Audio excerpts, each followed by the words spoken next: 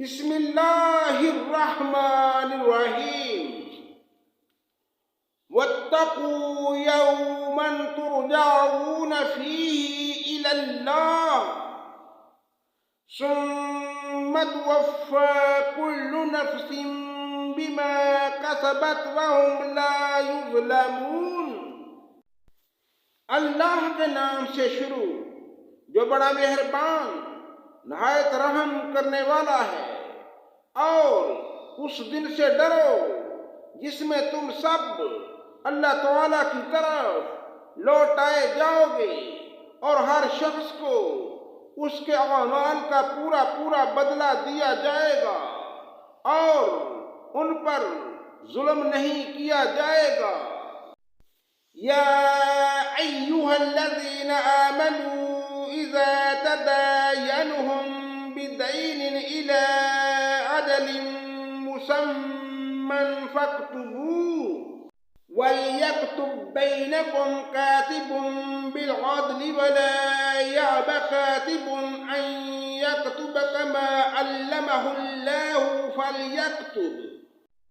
وليملل الذين عليه الحق وليتق الله ربه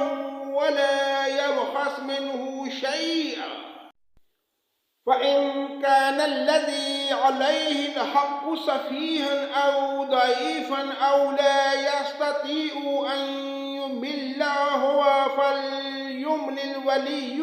بالعدل واستشهدوا شهيدين من رجالكم، فإن لم يكونا رجلين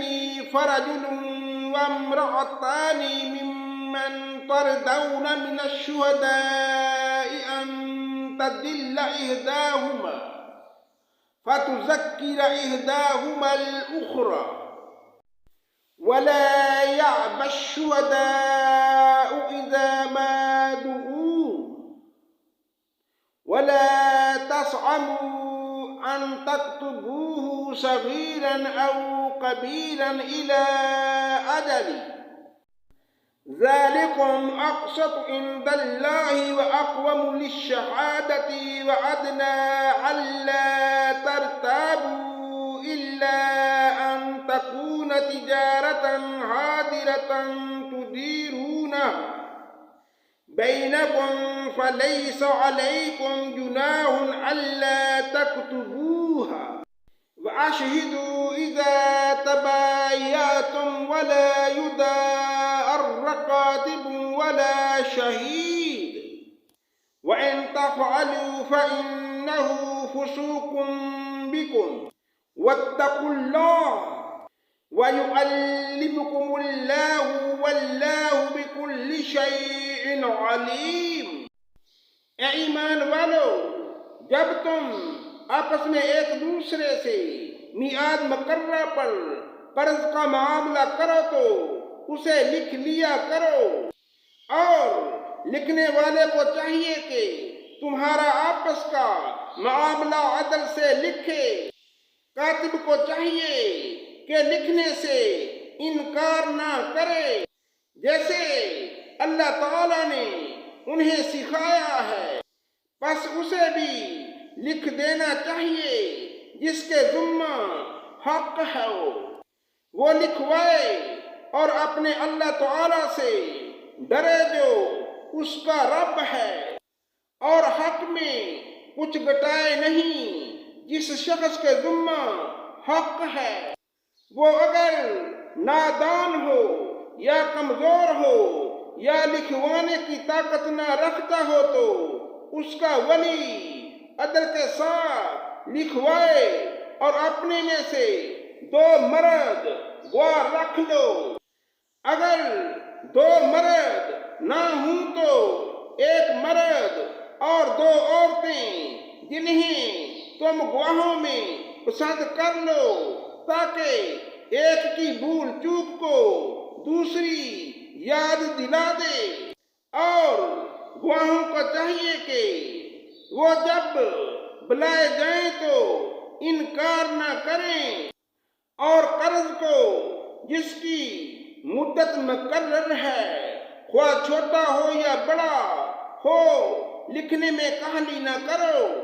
اللہ تعالیٰ کے نزدیک یہ بات بہت انصاف والی ہے اور گواہی کو بھی درست رکھنے والی ہے، شک و شبہ سے بھی زیادہ بچنے والی ہے۔ ہاں، یہ اور بات ہے کہ معاملہ نقد تجارت کی شکل میں ہو،